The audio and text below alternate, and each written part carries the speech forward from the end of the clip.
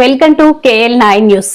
MLA అనుచిత వ్యాఖ్యలు సరైనవి కావు. మాజీ మంత్రి సీదిరి అప్పలరాజు ఆగ్రహం.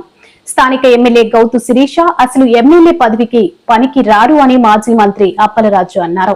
ఈ మేరకు ఆయా పలాస వైసీపీ కార్యాలయంలో మీడియాతో మాట్లాడారు. ఇంత నీచమైన రాజకీయాలు నేను అనుకోవడం మేము చేయలేకనే ఓడిపోయామనుకుంటున్నాను. మీరు ఒకసారి గమనించండి, నిన్న కానీ మొన్న కానీ ఆవిడ మీడియా ముందుకు వచ్చి నీతులు మాట్లాడుతూ ఉన్నారు. ఆ నీతులు మాట్లాడే క్రమంలో కూడా ఆవిడ మాట్లాడినటువంటి వాయిస్ ఒకసారి మీకు వినిపిస్తాను. ఇది day before yesterday press meet, నిన్న కాక మొన్న పెట్టినటువంటి ప్రెస్ మీట్. ఆవిడ ఫేస్బుక్ అకౌంట్ నుంచి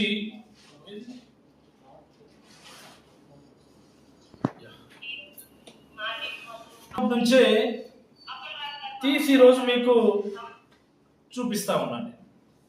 ఆవిడ భాష, ఆవిడ యొక్క ఏమనుకుంటారో మరి ఆవిడ సంస్కారం మీ అందరికీ ఒకసారి ఆవిడ అందమైనటువంటి భాషా ప్రావీణ్యం ఎలా ఉంటుందో మీకు చూపిస్తాను.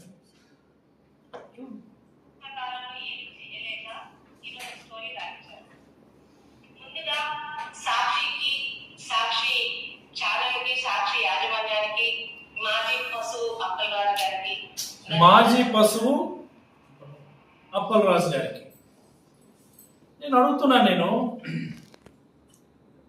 సాక్షి మీడియాలో ఆవిడ మీద వాళ్ళ ఆయన మీద ఒక వార్త వచ్చింది. వాస్తవంగా అవన్నీ వాస్తవాలే, నేను పూర్తిగా వినలేదు కానీ మా వాళ్ళు చెప్పారు. వాళ్ళ కలెక్షన్ల గురించి, వాళ్ళ అనుచరుల కలెక్షన్ల గురించి, వాళ్ళ ఆయన దందాల గురించి, ఇంకోటి సాక్షి మీడియాలో ఒక వార్త వచ్చింది. దానిపైన ఆవిడ మాట్లాడింది అని. నీకు చేతనైతే సాక్షి మీడియాలో వచ్చినటువంటి కథనాన్ని ఖండించు. మరి నన్నెందుకు మధ్యలోకి లాగుతావు?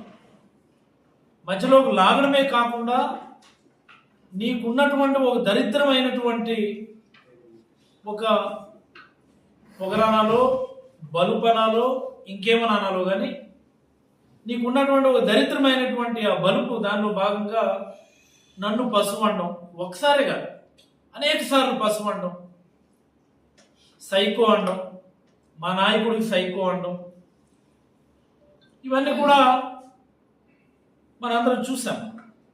మళ్ళీ యథాలాపంగా ఆవిడ అదే మళ్ళీ మాజీ పశువు. ఏంటి పశువు? నాకు అర్థం కాదు. What are you up to in front of me? నువ్వు చేసిందేంటి? నువ్వు, మీ నాన్నగారు, మీ తాతగారు ఈ ప్రాంతానికి చేసిందేంటి చెప్పండి. I'm asking this question repeatedly. దానికి ఎవడు ఆన్సర్ చెప్పడు. సొల్లు మాటలు మాట్లాడుతూ వచ్చి మీడియా ముందుకు వచ్చి ఉజ్జుడు మెట్ట, నల్లబొట్లూరు, ఉజ్జుడు మెట్ట ఎవడు రిజిస్ట్రేషన్ చేసుకున్నాడు? ఎవడికి అమ్మాడు? నీ పార్టీలోకి చేరాడు కదా, వాళ్ళ బ్రదరే కదా రిజిస్ట్రేషన్ చేసుకున్నది. ఆయన ఎవరికి అమ్మాడు కదా, వాళ్ళు కంబైన్డ్గానే డెవలప్మెంట్ చేశారు కదా, వాళ్ళు నన్ను వ్యతిరేకించి మీ పార్టీలో చేరారు కదా. ఇంకా వాళ్ళకి నాకు లింకులు పెట్టేస్తున్నావా?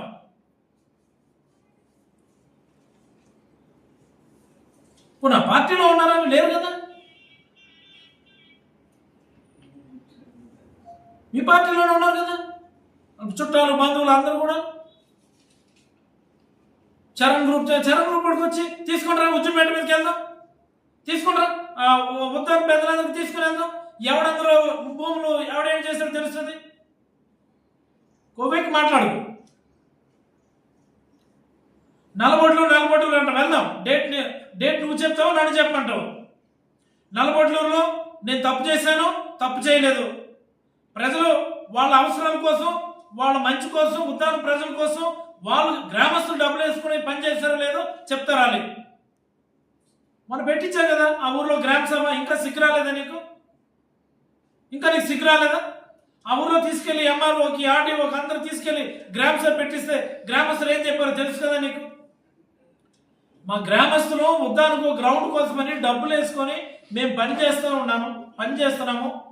ఉద్దానమూలకి ఇక్కడ హౌస్ సైడ్ స్థలాలకు ఎక్కడో మనసా దగ్గర ఇస్తే ఎవరు వెళ్ళడం లేదు, మాకు ఇక్కడ అడ్జస్ట్మెంట్ చేయండి అని చెప్పి కలెక్టర్కో ఎంఆర్ఓకో చెప్తే ఈ హౌస్ సైడ్ ఫిల్లింగ్స్కి, సచివాలయాలు ఆర్బీకేలు, హెల్త్ సెంటర్స్ ఫిల్లింగ్స్కి ఇక్కడి నుంచి మట్టి తీసుకెళ్ళడానికి దెన్ కలెక్టర్ అండ్ ఎంఆర్ఓ వాళ్ళే పర్మిషన్లు ఇచ్చారు అని చెప్పి అంత క్రిస్టల్ క్లియర్గా వాళ్ళు రాసుకున్నటువంటి కాగితాలన్నీ కూడా మీకు చూపించారు కదా. ఎందుకు అలా ఎగిసి పడిపోతున్నాడు? దేనికి frustration? What are you I don't understand. ఎందుకు అంత ఫ్రస్ట్రేషన్? సరదాగా రాజకీయాలు చేయాలి, పాలసీ మీద డిస్కషన్ మీద చేయాలి. వంట కదా విమర్శించేస్తున్నారు. ఏమి 10 రూపాయలు లిక్కర్ బాటిల్ 10 రూపాయలు వసూలు చేయడం నిజం కదా? ఎవరికి వెళ్తున్నాయి డబ్బులన్నీ? ఎవరి జేబులోకి వెళ్తున్నాయి చెప్పండి ముందు. మాకు సంబంధం లేదని చెప్పి ఎందుకు ఈ సుద్దపూస మాటలు? లిక్కర్ బాటిల్ మీద 10 రూపాయలు రోజుకి ఒక బాటిల్ మీద కలెక్ట్ చేస్తే నెలకి ఎంత కలెక్ట్ అవుతుంది? సంవత్సరానికి ఎంత కలెక్ట్ అవుతుంది? నెలకు దగ్గర 1 కోటి రూపాయలు, సంవత్సరానికి 12 కోట్లు, 5 సంవత్సరాలకి 60 కోట్లు. ఎవరు